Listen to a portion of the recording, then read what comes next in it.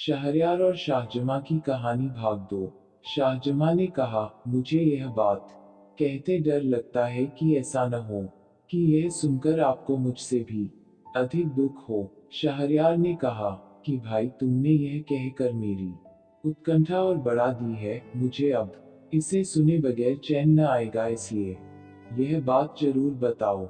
विवश होकर शाहजमां ने मसूद, दसों दासियों और बेगम का सारा हाल बताया और बोला, यह घटना मैंने अपनी आंखों से देखी है और समझ लिया है कि सारी स्त्रियों के स्वभाव में दुष्टता और पाप होता है, और आदमी को चाहिए कि उनका भरोसा न करे। मुझे यह सारा कांड देखकर अपना दुख भूल गया है और इसीलिए मैं निरोग और प्रसन्नचित दिखाई देता हूँ। यह हाल सुनकर भी शहरयार को अपने भाई के कथन पर विश्वास न हुआ। वह क्रुद्ध स्वर में बोला, क्या हमारे देश की सारी बेगमें व्यभिचारिणी हैं?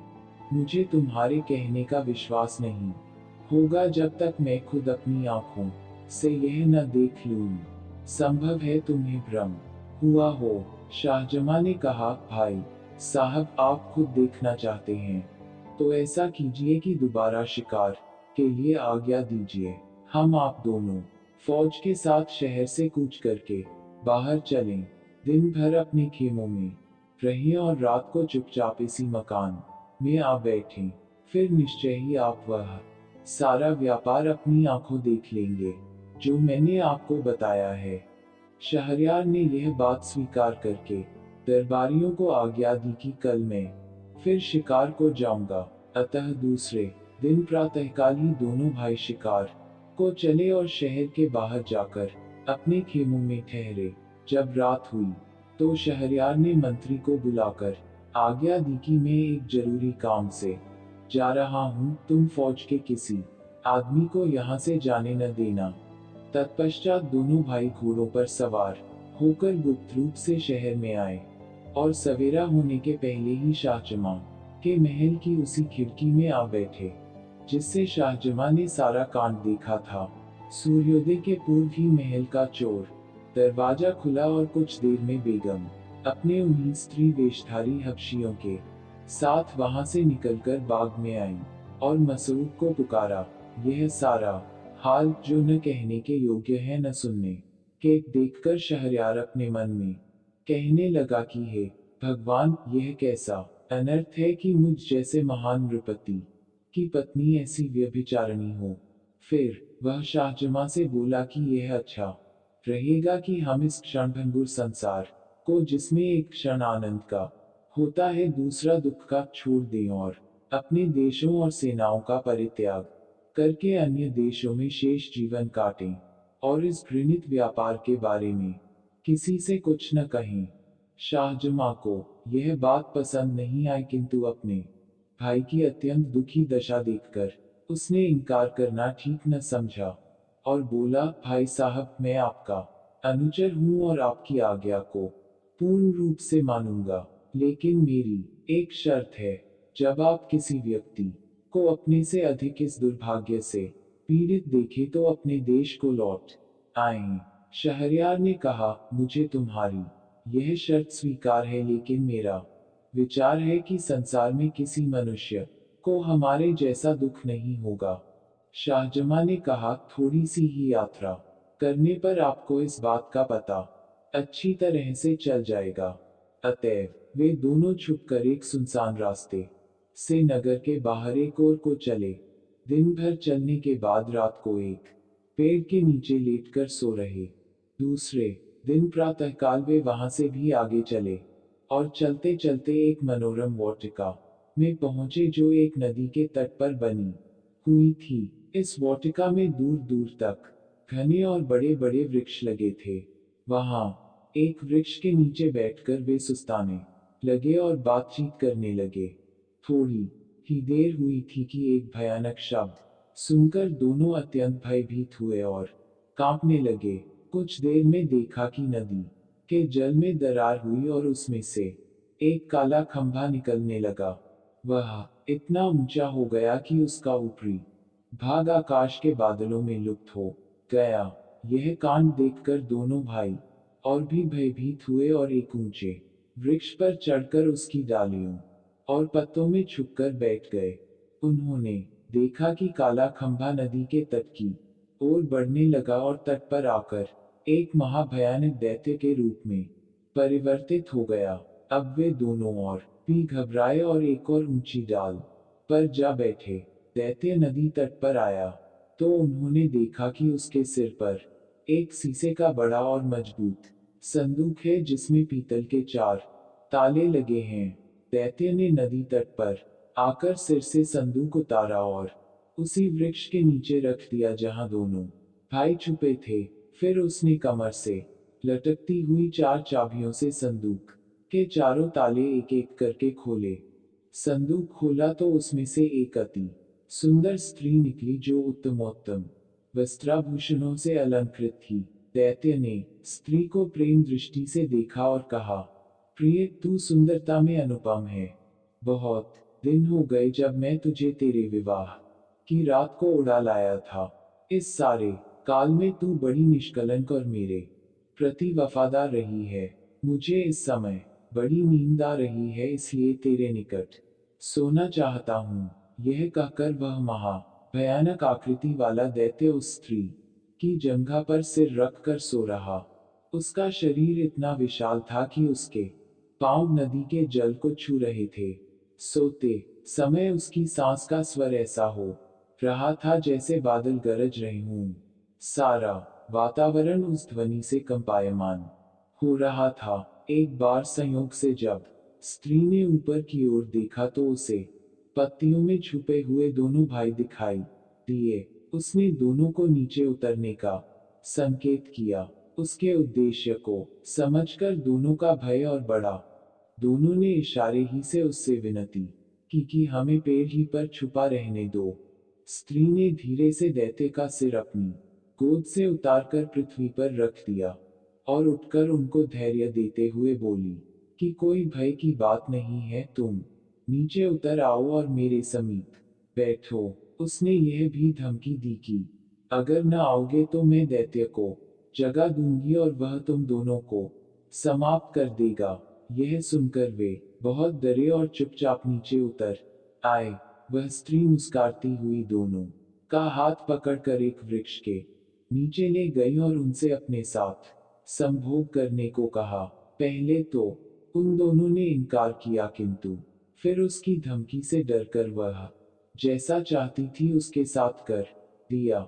इसके बाद स्त्री ने उनसे उनकी एक एक अंगूठी मांग ली। फिर उसने एक छो संदूकची निकाली और उनसे पूछा कि जानते हो इसमें क्या है और किस लिए है।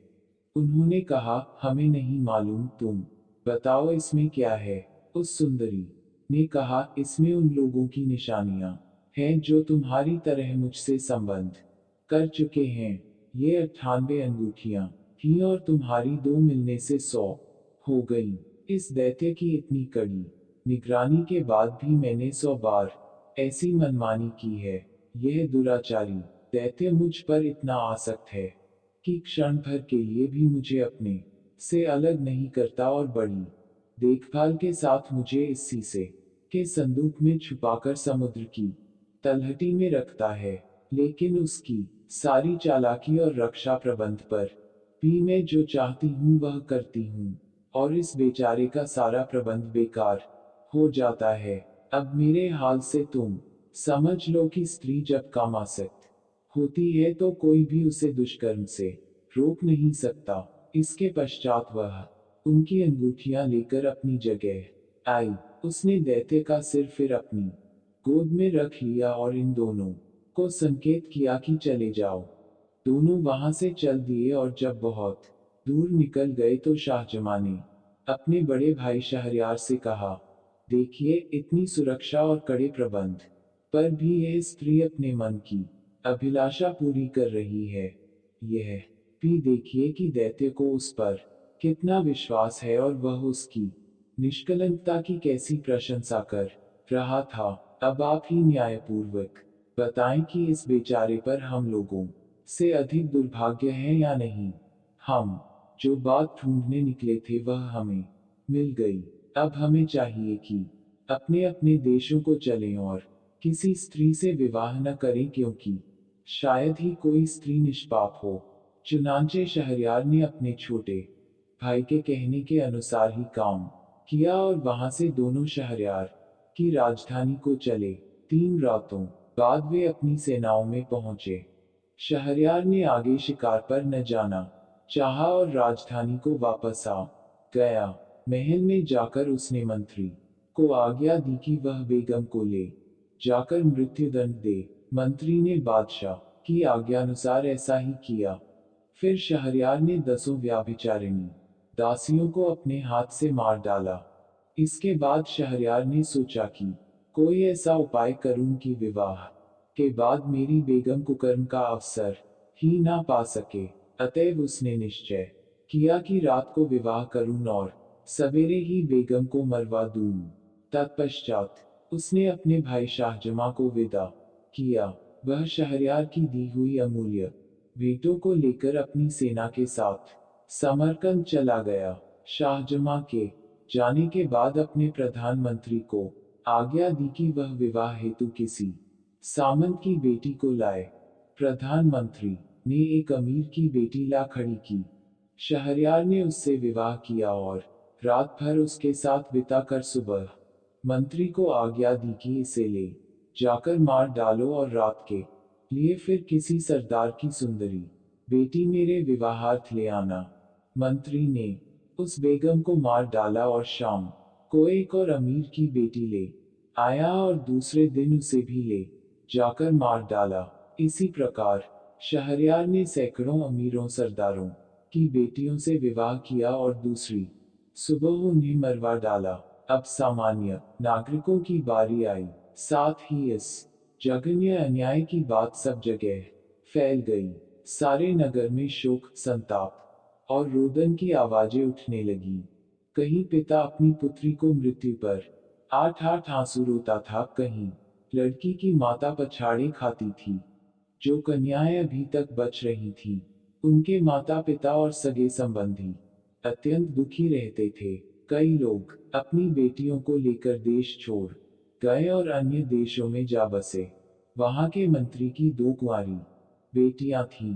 बड़ी का नाम शहरजाद और छोटी का नाम दुनियाजाद था। शहरजाद अपनी बहन और सहेलियों से अधिक तीक्ष्ण बुद्धि थी। वह जो बात भी सुनती या किसी पुस्तक में देखती उसे कभी नहीं भूलती थी। वार्तालाप के गुण में भी प्रवीण थी। उसे बहुत प्राचीन मनीषियों की आख्यायिकाएं और कविताएं जुबानी याद थी और स्वयं गद्य पद्य रचना में निपुण थी। इन सारे गुणों के अतिरिक्त उसमें अद्वितीय सौंदर्य भी था। एक दिन उसने पिता से कहा कि मैं आपसे कुछ कहना चाहती हूँ, लेकिन आपको मेरी बात माननी होगी। मंत्री ने कहा, यदि तेरी बात मानने योग्य होगी तो मैं अवश्य मानूंगा। शहरजाद ने कहा कि मेरा निश्चय है कि मैं बादशाह को इस अन्याय से रोकूं जो वह कर रहा है, और जो कन्याएं अभी बची हैं उनके माता पिता को चिंता मुक्त कर दूं। मंत्री ने कहा, बेटी, तुम यह हत्याकांड किस प्रकार रोक सकती हो? तुम्हारे पास कौन सा उपाय ऐसा हो सकता है जिससे यह अन्याय बंद हो? शहरजाद बोली, यह आपके हाथ में है। मैं आपको अपनी सौगंध देकर कहती हूँ कि मेरा विवाह बादशाह के साथ कर दीजिए। मंत्री यह सुनकर कांपने लगा और बोला, बेटी, तू पागल हो गई है क्या जो ऐसी वाहियात बातें कर रही है? क्या तुझे बादशाह के प्रण का पता नहीं है? तू सोच समझ कर बात किया कर। तू किस तरह बादशाह को इस अन्याय से रोक सकेगी? बेकार ही अपनी जान गंवाएगी। शहरजाद ने कहा, मैं बादशाह के प्रण को भली भांति जानती हूँ, परंतु अपने इस विचार को किसी प्रकार न छोड़ूंगी।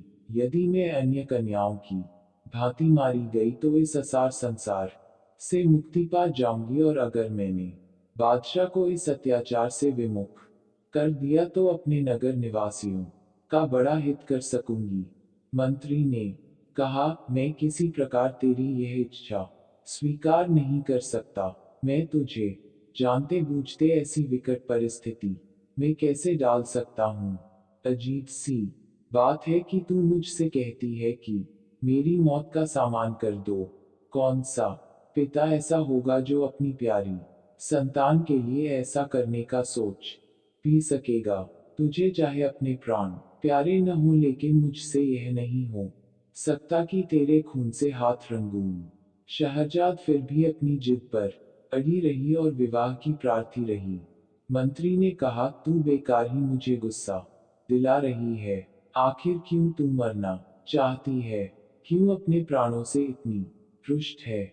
सुन ले, जो भी व्यक्ति किसी काम को बगैर सोच विचार के करता है उसे बाद में पछताना पड़ता है। मुझे भय है कि तेरी दशा उस गधे की तरह न हो जाए जो सुख से रहता था किंतु मूर्खता के कारण दुख में पड़ा। शहरजाद ने कहा, यह कहानी मुझे बताइए। मंत्री ने कहानी सुनाई।